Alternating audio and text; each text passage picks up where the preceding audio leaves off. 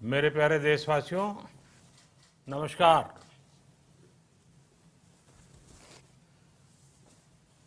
Corona वैश्विक महामारी के खिलाफ लड़ते लड़ते अब हम अनलॉक 2 में प्रवेश कर रहे हैं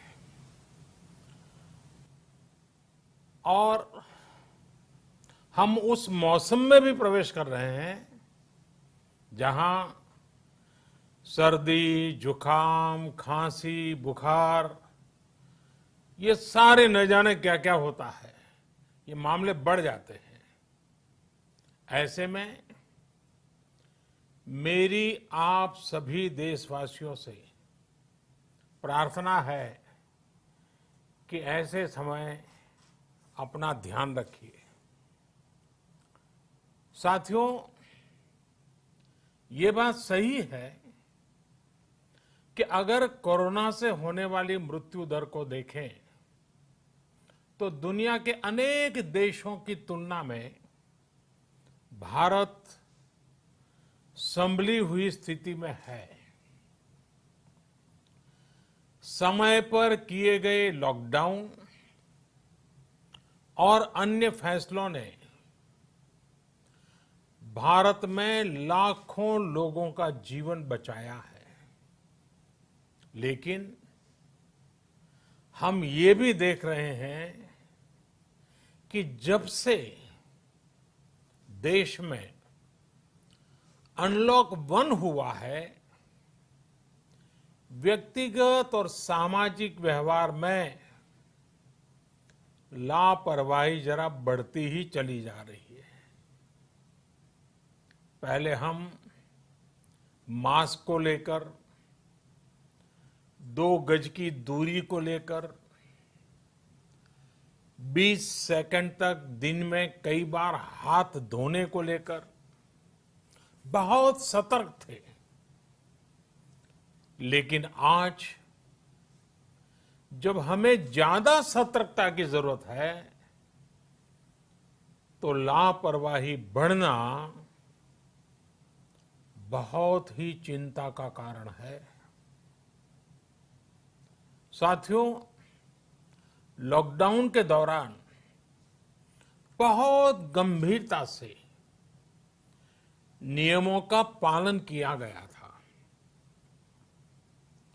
अब सरकारों को, स्थानीय निकाय की संस्थाओं को, देश के नागरिकों को फिर से उसी तरह की सतर्कता दिखाने की जरूरत है। विशेषकर कंटेनमेंट जोन्स, उस पर तो हमें बहुत ध्यान देना होगा। जो भी लोग नियमों का पालन नहीं कर रहे हैं, हमें उन्हें टोकना होगा, रोकना होगा और समझाना भी होगा। अभी आपने खबरों में देखा होगा, एक देश के प्रधानमंत्री पर 13,000 रुपये का जुर्माना इसलिए लग गया क्योंकि वो सार्वजनिक स्थल पर मास्क पहने बिना गए थे। भारत में भी स्थानीय प्रशासन को इसी चुस्ती से काम करना चाहिए। ये 130 करोड़ देशवासियों के जीवन की रक्षा करने का अभियान है। भारत में गांव का प्रधान हो या देश का प्रधानमंत्री, कोई भी नियमों से ऊपर नहीं है। साथियों, लॉकडाउन के दौरान देश की सर्वोच्च प्राथमिकता रही ऐसी स्थिति न आए कि किसी गरीब के घर में चूल्हा न जले। केंद्र सरकार हो, राज्य सरकारें हो, सिविल सोसाइटी के लोग हों, सभी ने पूरा प्रयास किया कि इतने बड़े देश में हमारा कोई गरीब भाई बहन भूखा न सोए।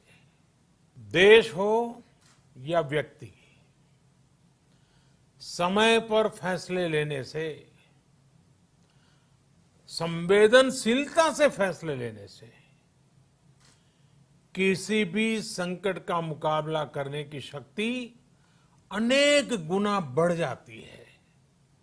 इसलिए लॉकडाउन होते ही सरकार प्रधानमंत्री गरीब कल्याण योजना लेकर आई। इस योजना के तहत गरीबों के लिए 2.25 लाख करोड़ रुपए का पैकेज दिया गया। साथियों, बीते 3 महीनों में 20 करोड़ गरीब परिवारों के जनधन खातों में सीधे 31,000 करोड़ रुपया जमा करवाए गए हैं। इस दौरान 9 करोड़ से अधिक किसानों के बैंक खातों में 18,000 करोड़ रुपए जमा हुए हैं।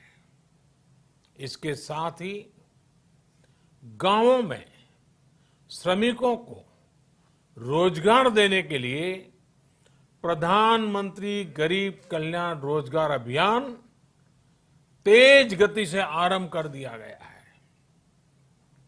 इस पर सरकार 50,000 करोड़ रुपए खर्च कर रही है। लेकिन साथियों, एक और बड़ी बात है जिसने दुनिया को भी हैरान किया है, आश्चर्य में डुबो दिया है। वो ये कि कोरोना से लड़ते हुए भारत में 80 करोड़ से ज्यादा लोगों को 3 महीने का राशन, यानी परिवार के हर सदस्य को 5 किलो गेहूं या चावल मुफ्त दिया गया। इसके अतिरिक्त प्रति परिवार हर महीने 1 किलो दाल भी मुफ्त दी गई। यानी एक तरह से देखें तो अमेरिका की कुल जनसंख्या से 2.5 गुना अधिक लोगों को, ब्रिटेन की जनसंख्या से 12 गुना अधिक लोगों को और यूरोपियन यूनियन की आबादी से लगभग 2 गुने से ज्यादा लोगों को हमारी सरकार ने मुफ्त अनाज दिया है। साथियों, आज मैं इसी से जुड़ी एक महत्वपूर्ण घोषणा करने जा रहा हूं। साथियों, हमारे यहां वर्षा ऋतु के दौरान और उसके बाद मुख्य तौर पर कृषि क्षेत्र में, एग्रीकल्चर सेक्टर में ही ज्यादा काम होता है। अन्य दूसरे सेक्टरों में थोड़ी सुस्ती रहती है। जुलाई से धीरे धीरे त्योहारों का भी माहौल बनने लगता है। अब आप देखिए, अभी 5 जुलाई को गुरु पूर्णिमा है, फिर सावन शुरू हो रहा है, फिर 15 अगस्त आएगी, रक्षाबंधन आएगा, कृष्ण जन्माष्टमी आएगी, गणेश चतुर्थी आएगी, ओणम होगा और आगे जाएं तो काटी बिहू है, नवरात्रि है, दुर्गा पूजा है, दशहरा है, दीपावली है, छठी मैया की पूजा है। त्योहारों का ये समय जरूरतें भी बढ़ाता है, खर्च भी बढ़ाता है। इन सभी बातों को ध्यान में रखते हुए ये फैसला लिया गया है कि प्रधानमंत्री गरीब कल्याण अन्न योजना का विस्तार अब दिवाली और छठ पूजा तक, यानी नवंबर महीने के आखिर तक कर दिया जाएगा। यानी 80 करोड़ लोगों को मुफ्त अनाज देने वाली ये योजना अब जुलाई, अगस्त, सितंबर, अक्टूबर, नवंबर में भी लागू रहेगी। सरकार द्वारा इन 5 महीनों के लिए 80 करोड़ से ज्यादा गरीब भाई बहनों को हर महीने परिवार के हर सदस्य को 5 किलो गेहूं या 5 किलो चावल मुफ्त मुहैया कराया जाएगा।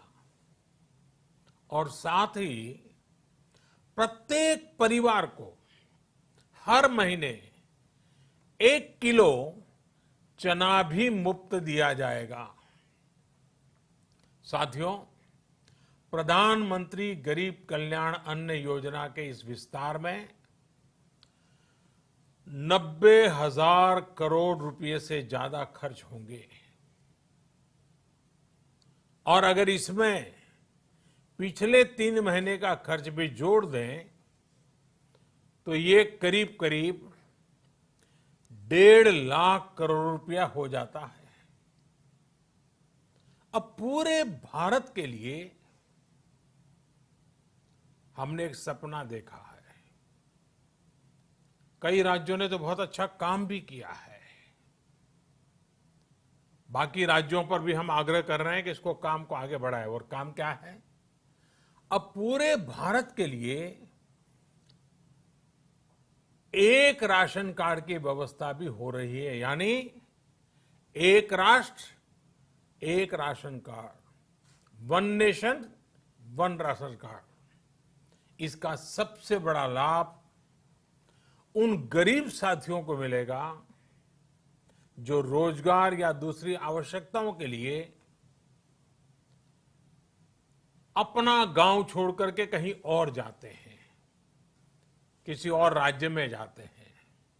साथियों, आज गरीब को, जरूरतमंद को सरकार अगर मुफ्त अनाज दे पा रही है तो इसका श्रेय प्रमुख रूप से 2 वर्गों को जाता है।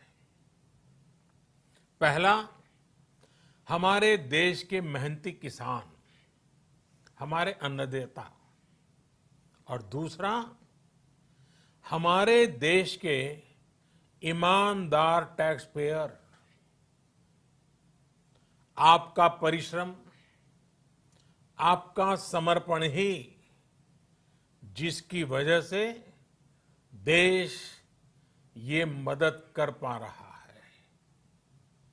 आपने देश का अन्न भंडार भरा है, इसलिए आज गरीब का, श्रमिक का चूल्हा जल रहा है। आपने ईमानदारी से टैक्स भरा है, अपना दायित्व निभाया है, इसलिए आज देश का गरीब इतने बड़े संकट से मुकाबला कर पा रहा है। मैं आज हर गरीब के साथ ही देश के हर किसान, हर टैक्स पेयर का हृदय से बहुत बहुत अभिनंदन करता हूं, उन्हें नमन करता हूं। साथियों, आने वाले समय में हम अपने प्रयासों को और तेज करेंगे। हम गरीब, पीड़ित, शोषित, वंचित हर किसी को सशक्त करने के लिए निरंतर काम करेंगे। हम सारी एहतियात बरतते हुए इकोनॉमिक एक्टिविटीज को और आगे बढ़ाएंगे। हम आत्मनिर्भर भारत के लिए दिन रात एक करेंगे। हम सब लोकल के लिए वोकल होंगे। इसी संकल्प के साथ हम 130 करोड़ देशवासियों को मिलजुल करके संकल्प के साथ काम भी करना है, आगे भी बढ़ना है। फिर से एक बार मैं आप सबसे प्रार्थना करता हूं, आपके लिए भी प्रार्थना करता हूं, आपसे आग्रह भी करता हूं, आप सभी स्वस्थ रहिए, 2 गज की दूरी का पालन करते रहिए, गमछा, फेस कवर, मास्क ये हमेशा उपयोग कीजिए, कोई लापरवाही मत बरतिए। इसी आग्रह, इसी कामना के साथ मैं आप सभी को बहुत बहुत शुभकामनाएं देता हूं। धन्यवाद।